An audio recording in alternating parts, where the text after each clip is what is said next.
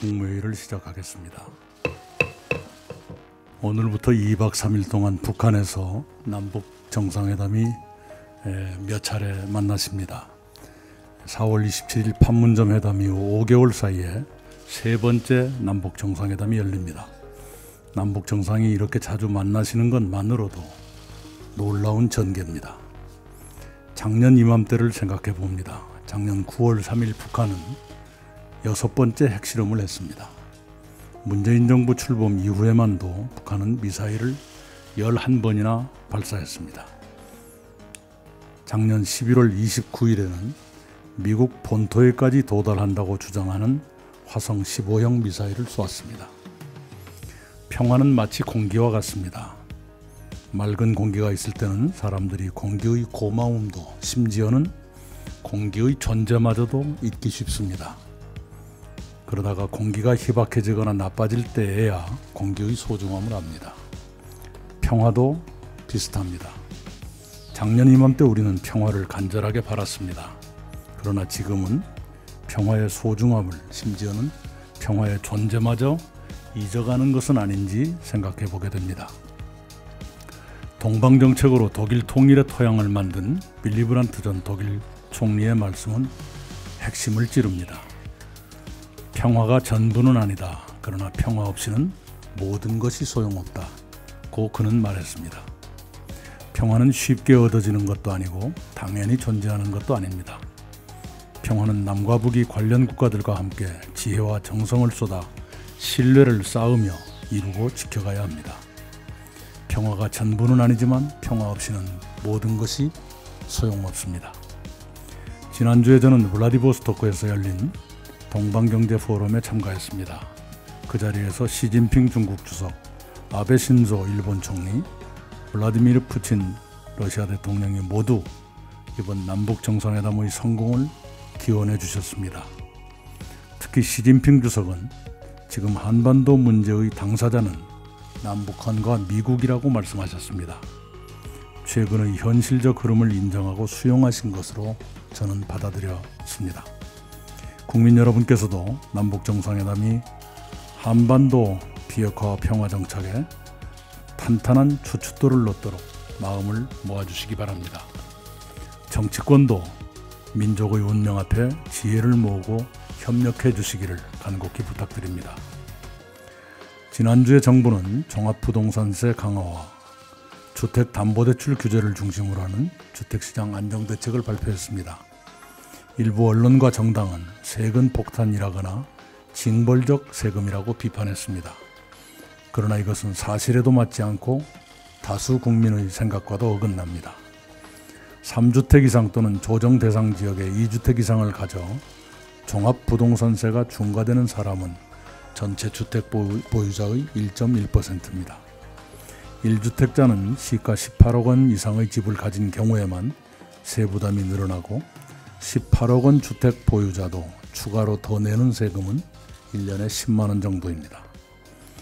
리얼미터 여론조사 결과는 서울 일부 지역 등의 아파트값 상승에 다수 국민께서 얼마나 분노하시는지를 잘 드러냅니다.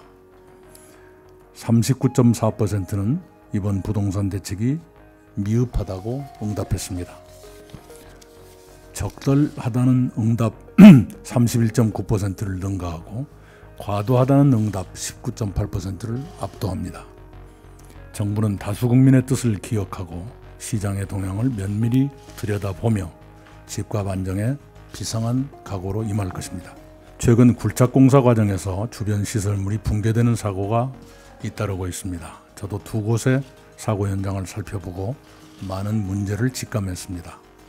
조사가 끝나지는 않았지만 소홀한 현장 확인, 허술한 시공, 미심쩍은 안전진단, 주민과 전문가의 경고를 무시하는 일방통행의 건설 과정 등 여러 문제가 내재되어 있는 것으로 의심됩니다. 관계부처는 사고 원인을 종합적으로 점검하시고 올해부터 시행되는 지하안전관리특별법이 조기에 안착하도록 하는 대책도 마련해서 늦어도 10월 초에는 정부의 종합대책을 내도록 준비해 주시기 바랍니다. 특히 땅 파기를 깊게 하기 전에 이런 일을 사전에 없애도록 하는 지혜가 있어야겠습니다. 이번 주말부터 추석 연휴가 시작됩니다. 모든 국민들께서 편안하고 넉넉하게 추석을 지내시기를 바랍니다.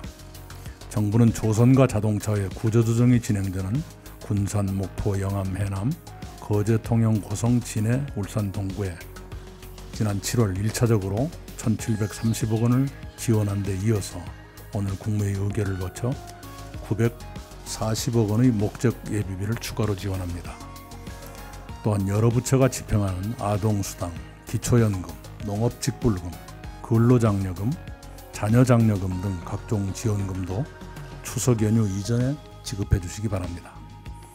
특별재난지역으로 어제 추가 선포된 전남 완도군 보길면, 경남 함양군 함양읍과 병곡면, 경기도 연천군 신서면, 중면, 왕직면, 장남면의 이재민들께 재난지원금을 추석 전에 지급하시기 바랍니다.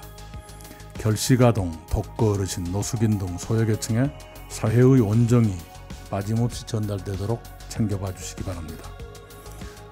특히 임금체불의 예방과 조기 청산을 위한 조치를 강력히 이행해 주시기 바랍니다. 올여름 폭염과 태풍, 호우로 일부 농수산물의 수급이 원활하지 않고 추석 차례상을 준비하기에도 부담이 생길 것 같습니다. 비축 물량 방출과 조기 출하 등 물가와 수급의 안정을 반드시 기해 주시기 바랍니다. 추석 연휴가 내수와 국내 관광의 진작에 기여하도록 꼼꼼히 준비해야 합니다. 28일부터 10월 7일까지 열리는 코리아 세일 페스타가 소비를 촉진하고 추석 연휴 기간 중 진행되는 한과의 문화여행 주간이 국내 관광 활성화로 이어지도록 외국인 관광객과 국민들께 효과적으로 안내해 드리시기 바랍니다. 특히 코리아 세일 페스타는 다른 일들이 흔히 그러듯이 사전 준비의 부족을 지난해 제가 현장에서 직감한 적이 있습니다. 메르스는 진정세를 보이지만 긴장의 끈을 늦추지 마시고 연휴 기간 내 많은 사람이 이용하는 공항과 항만에 특별 방역 체계를 갖추는 등 검역을 철저히 해주시기 바랍니다. 잠복기가 22일까지로 되어 있기 때문에 추석 연휴가 시작되기 전에 반가운 소식이 있으면 국민들께서 훨씬 더 안심하시게 될 것입니다. 청탁금지법 시행령 개정 등의 영향으로 5만원에서 10만원대 추석 선물 세트가 작년 추석보다 10% 이상 늘었다고 합니다. 국민 여러분께서 폭염과 태풍과 호우로 시름이 크신 농어민들을 생각하시면서 우리 농축수산물을 더 많이 이용해 주시기 바랍니다. 이러한 여러 사항들을 모레 현안 점검회에서 종합 점검하겠습니다.